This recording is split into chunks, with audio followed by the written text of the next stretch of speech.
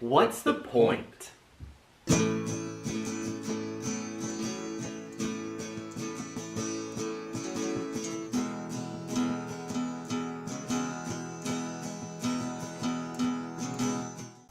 The point is that technology is cool, but only so far. Alright you guys, I mentioned Glottoverse a lot, and my channel is supposed to be pretty separate from that. I'm involved in both. But today, I'm switching things up. I would like to introduce to all of you my colleague and Glottoverse co-founder, Matt Anderson. Introduce yourself a little bit. What do you do? Why do you do it? Hi guys, like you said, my name is Matt Anderson. I teach Spanish and I'm obsessed with language in general, and I do it just because I don't want to stop. I'm obsessed with it. I just want to keep on going. Yeah. So what is it about language? What attracts you to it? Why do you stick to it? It's just always something that's made sense, you know. My dad traveled a lot when I was a kid internationally. He would teach me languages, not languages, but he would teach me phrases, words, that kind of thing. And it just always made sense to me that that's something that I wanted to learn. Sure. Now, just because I know a little bit about this, to prove your nerdiness about language to my audience, why don't you tell us about all of your current language interests? What languages you're studying and how you're studying them? Yes. Well, Spanish, obviously, I always want to keep that up. I've had that since I was in middle school. I have learned more or less Portuguese. I like to say I speak 2.5 languages. I'm not all the way there. I've been looking into Welsh a lot for linguistic purposes. A little bit of German. I looked at French once. A little bit of Greek. It's kind of all over the place. I am a wannabe polyglot, for sure. Well, and the benefit of us being so young is that a polyglot future is not unmentionable. Oh yeah, absolutely. Well, alright, so let's kind of get to the beef of this interview, right? So recently, Google unveiled their official new headphones, and this was on October 4th. And they're calling them Pixel Buds. It's supposed to be, I guess, sort of the competition. They're cordless headphones, just like Apple's headphones, to go with their new phone, the Pixel. And overall, you know, we've talked about this already, these suckers are pretty cool. But there's something about them that's especially relevant to us being related to Glottoverse, is that they have live language translation. So you've seen them in action at their launch debut. What's your initial thoughts? My initial thought at first, you know, as anyone would say, wow, that's really cool. But from my knowledge as a Spanish teacher, is that it has to be running through Google Translate. And to those of you who don't know, it's kind of an interior, kind of almost stereotype that language instructors hate Google Translate. And the reason that is that Google Translate can't always pick up on those little subtleties. For example, if you type in bat, you know, there's 2 different words. You've got palo for like a bat, and you've got murciélago. So if you see in a composition that someone hits a baseball with like a bat, then you know that they've used Google Translate. It just can't pick up on all the little subtleties of language. That's kind of my first real concern with the product, is that it runs through that. Now, in the debut, they had a pretty well set up translation session where one of the developers spoke her native tongue, and we think it was Swedish is what we're trying to remember. But the point is that she was speaking in her native tongue to the guy that was presenting the thing, and they had a pretty fluid conversation. You know, what do you think about that relative to what you're just saying? I would say fluid, but I would also say scripted. For that event, they had to have practiced it hundreds of times, looking for very specific wordings and phrasings. It was a conversation, but it didn't feel like an informal conversation. It felt like it was planned. Now, the other thing too is, also as a language teacher, when students input maybe a sentence into Google Translate, one of the things that comes up is you can tell when their syntax, when their sentence structure was put through Google Translate, because it comes out all kinds of wonky ways that you would never see in a regular Spanish much less the Spanish that we've taught them. And so it just seems kind of sketchy, right? Yes, absolutely. Now, so personally, something I've been thinking about, right, is that we have this critique now of Pixel Buds and live translation, and certainly they put in some effort into the technology around the headphones, but you know, technology has this way of always advancing, right? So eventually in the future, they'll overcome these challenges, right? And not just you know, word translation in situations or syntax structure, you know, sentence structure and stuff, but even things like accents, right? You know, we're understood well now with the technology, and they can't understand somebody from the Midwest with their weird vowels, you know, like, but eventually that will be overcome, right?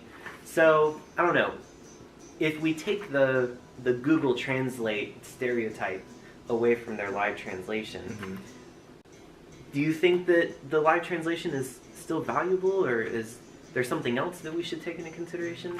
It definitely has value in certain aspects.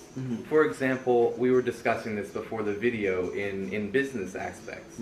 If you need to make some sort of deal with little time and little resources, or if you need to get resources fast, if you just need to talk figures and you just need to talk business, then it would be a great resource. Or say you're in some sort of situation where you're working with, say, refugees or something along those lines. If you need to translate information fast to help people, then, or maybe something medical in some way, if you need to translate information very fast just to get someone's life saved or someone helped, then absolutely. But in an everyday world, you lose something very human about that interaction. I know a lot of international people, and a lot of the way that we communicate, a lot of our topics are, hey, how do you say this in your language? Or how do you say this or that? And we kind of talk about differences in culture in a way. I mean, I was at a party the other day, and we were all just talking about the different animal noises that are made in different languages. And when you really want to connect to someone's culture and someone's self, it just can't be done through this system. I mean, sure, you can communicate, but you lose that kind of, that moment of understanding each other, of trying to understand each other. It kind of removes that need. And without that need, you really can't connect as well, I think. I definitely agree. I think that there's a lot more to language than just the means by which we use it, right? Absolutely. I've mentioned in another video, you know, even the idea that language is separate from communication, because communication, we can do a lot of things without words, but that doesn't mean that, you know, me gesturing and waving hello is language, right? Exactly. There's another step, but maybe there's an argument to be made that, you know, human interaction is something more than language too, where language is a great way that we can do things, but there's a certain measure beyond that we can use as humans through language, but maybe live translation isn't able to capture in and of itself. Exactly. I'm reminded of a really great anecdote that I heard from a scientist of some sort. He was given this task for a video to describe an advanced concept of the field to 5 different levels, to a 5-year-old, to a high school student, college student, grad student, and another expert. And he made the proposition that if you want to simulate a hurricane in a computer and get everything down to the exact detail, wind patterns, location, down to the position of each and every water drop, even if you simulated that entire hurricane, you would not get wet. There's just something that's lost. Yeah, that definitely has a lot of power to it. Alright, so we were just talking about language and stuff, and that was a lot of good conversation, but I want to move it a little more, specifically. Getting Glottoverse ready and getting it all together, we've taken it to a few different people already to flex out the idea and see what people think about it. And this was before Pixel Buds were officially announced, but You know, these people were very knowledgeable about the tech field, and they knew that live translation was a thing to come around the future, and we were aware of it too, but, you know, they raised this question of,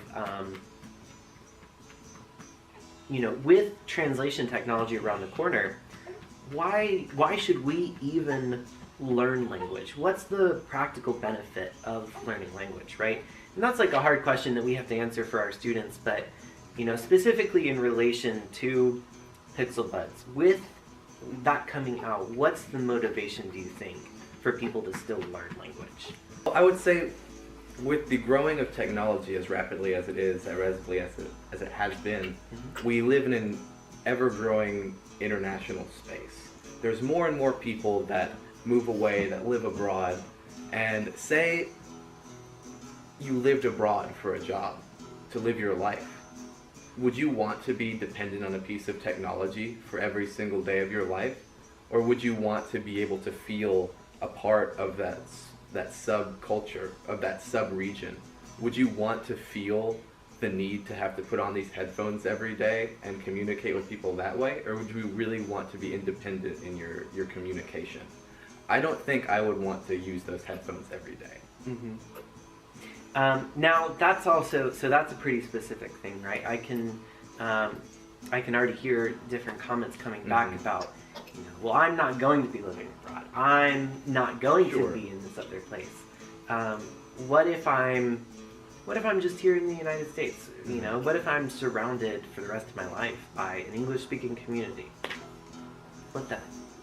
Well, I would say that if you're surrounded by an English-speaking community, you wouldn't have the need for the headphones in the first place. Mm-hmm. I would say that, sure, the product's not for everyone, learning language isn't for everyone, but if you really want a deep, profound experience with other cultures, you have to learn that language. The language is the key to everything else in that culture. I believe there's a Nelson Mandela quote, if I'm not mistaken, where if you speak to someone in your native tongue, you speak to their brain. But if you speak to them in their native tongue, you speak to their heart. Mm-hmm. I think that's a powerful thing to come around the corner.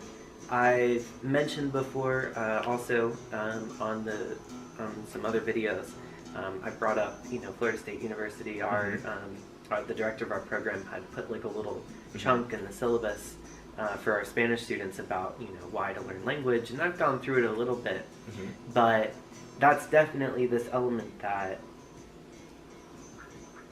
even just to understand the other people that live in our world, to, you know, recognize the fact that we don't live just in an English-speaking world. You know, the things that people do in China are becoming that much more closer to our things here in the United States. And so personally, I think that there's a bit of a weight on us in the United States, even if we never speak to anyone from a foreign country, which, I don't know, I think would be a pretty weird situation where it wouldn't, but you know, there's this sort of responsibility for us to be able to bridge that gap, to know that the gap is there and to know how to cross it. And I think language is one of the better ways to do that. Absolutely. A lot of people don't realize the relevance of other languages in the United States. I mean, the United States has the second highest amount of Spanish speakers out of all Spanish-speaking countries. We have more Spanish speakers than the country of Spain itself. And we're predicted within years, just a few years, to have more Spanish speakers in our country than any other. And people just don't realize that. Just how close it is to home. It is in home. Okay, so shifting back, you know, a little bit from, you know, the role of language learning, right, in the world with Pixel Buds, what about Glottoverse? You're doing this with me. I'm really excited about it. You're really excited about it as well. Where does Glottoverse fit into this conversation to you? I think what we're really trying to do is attach that cultural aspect to language learning and language acquisition in general. Because not everyone is capable of studying abroad, going abroad to meet people. Not everyone lives in a place where there's a lot of people around to practice the language. And I really feel like that aspect really helps you connect better with the language. I think that's our unique factor, is the ability to kind of connect in a deeper way. Maybe not necessarily still as deep as traveling or meeting people, but at least it's a start. It can get you in the right direction. Cool. So let's talk about just like a little freebie for everybody who's watched this far into the video. What is one of the weirder or cooler things that you've come across language learning wise that you never would have found otherwise? There's so much. It's so fun, but so one that sticks with me is impollón. Mm-hmm. So impollón in Spanish means nerd. Okay. And in case if you hear it in there, it's got the word pollo in it, so that means chicken.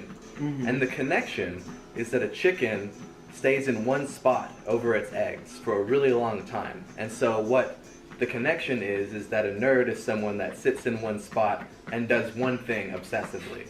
So that could be anything from, you know, reading books on language or playing video games or something like that. So just that connection, it's so hilarious. I would have never made that connection by myself if I hadn't have learned Spanish and met people that can teach me these things. That is where I want to conclude with my own point, that technology is really cool, but only so far. Matt? I agree, totally. Well, Matt, thanks for joining me for this video. It was a really good discussion. If you guys like this video, tell us about it. Hit like and subscribe to the channel. And then go over to Facebook and Twitter and follow Glottoverse. Have a great day. I might cut that out. No, I understand.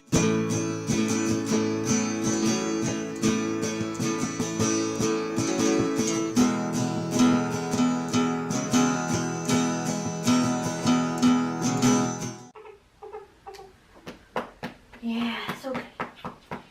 Okay.